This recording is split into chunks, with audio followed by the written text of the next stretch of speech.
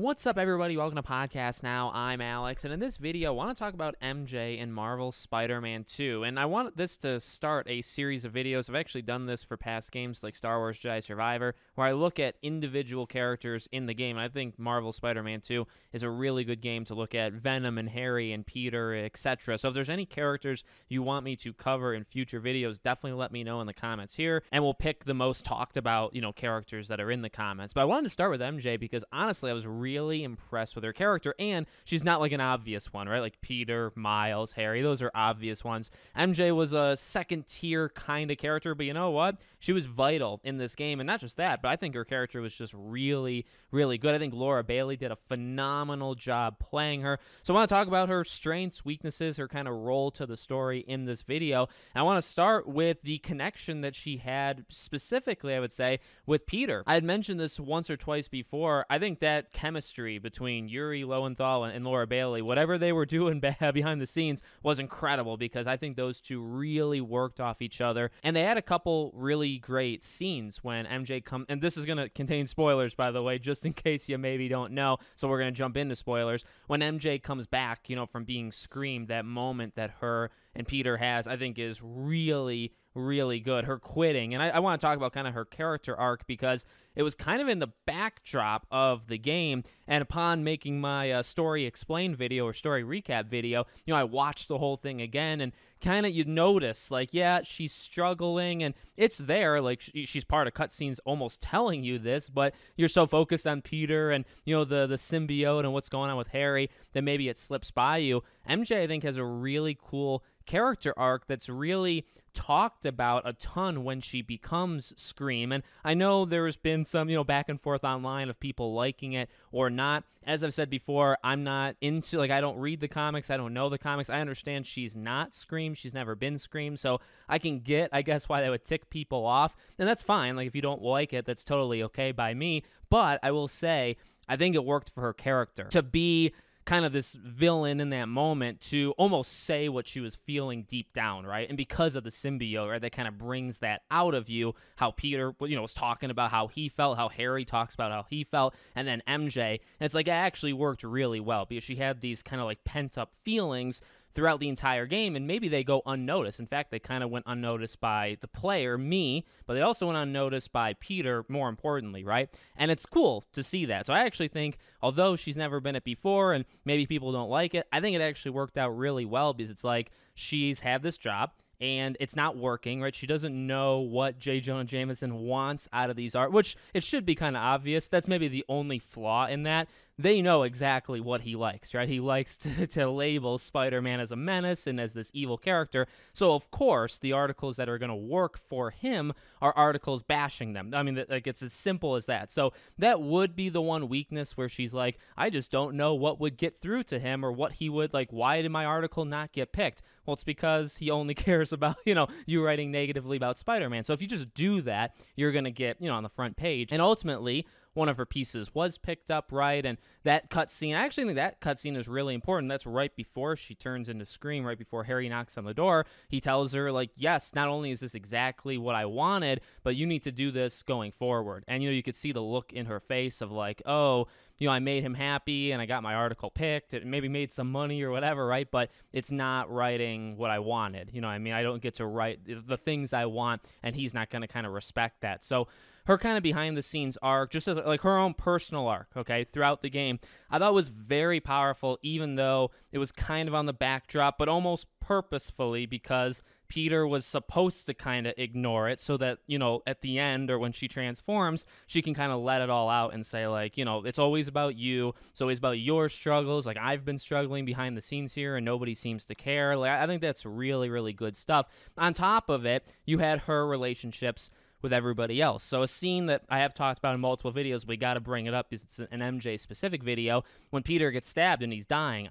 That scene was so good on so many levels, but if we're just focusing on MJ, Laura Bailey, I think, freaking crushes it and sells it, of that love for Peter. Now, Peter got injured a few times in the first game. I think they did really well there, But like this, obviously a new level of injury, and even one of her earlier lines where it's like, this is going to be one of the coolest scars you've ever gotten, something along those lines. Like she's funny. She tries to, keep herself a little witty, like in that situation, but obviously it's pretty dire, like in general. But just that, the emotion, I guess, it comes down to the voice work and it comes down to the acting. The visuals, obviously, you're watching it play out before you, but if they're not great voice actors or whatever, right, it's not going to come through. I think that entire sequence of him getting stabbed, her walking him to basically him almost, on the verge of dying, I think they sold that, both of them. Obviously, she had a different kind of role in that situation, but I think she did such a good job there. And then the final really part to talk about, because again, like I think she was honestly good throughout the, like, consistency. She was consistently good,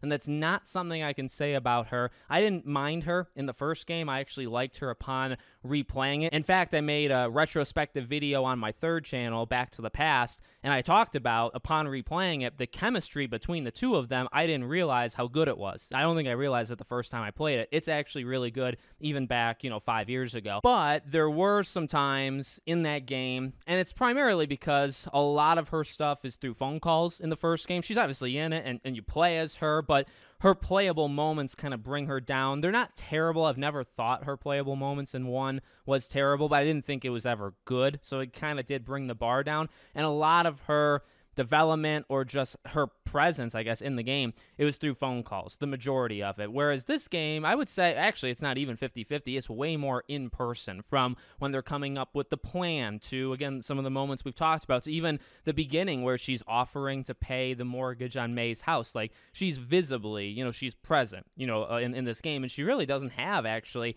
that many phone calls. There's some important ones, like when Peter comes back from being, having the symbiote on him and then having it come off, and he calls to apologize. Like that's not a cutscene, right? That's just kind of played out in the game. I thought that was really good. And I actually liked that it was quickly resolved. Obviously, there was some like lingering tension there, but it was resolved at least enough. But the final thing is, well, those playable sections. So I loved them. I legitimately loved them. I kind of made fun, or I poked at, Insomniac did Resistance, and it's like, it's good to see them going back to their shooting roots. Actually, it would probably be more in line with like Ratchet and Clank, because it's third person, right? Versus Resistance, that was first person.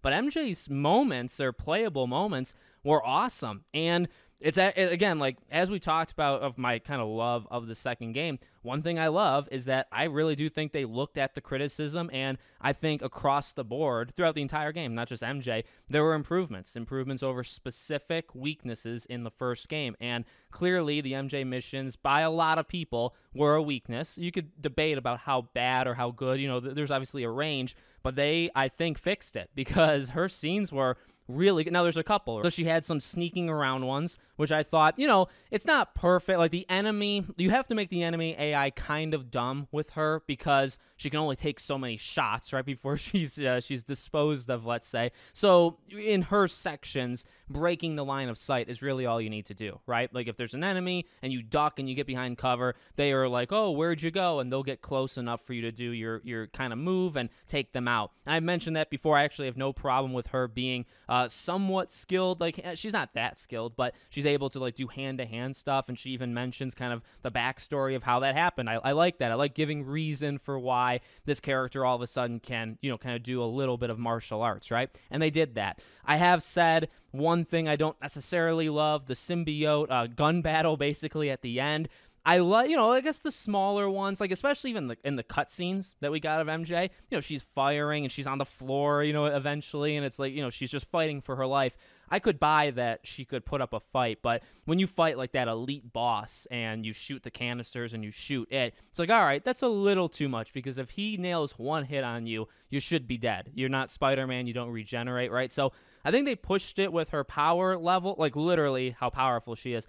I think they pushed it a little bit too far towards the end. But beyond that, I think her missions in general were really good. They were more stealthy. They felt more stealthy. She felt more powerful, which definitely helped. But there's just obviously a different kind of mindset, I think, from the developers for it. And then one other, and it's, a gameplay segment / cutscene that I do specifically want to talk about.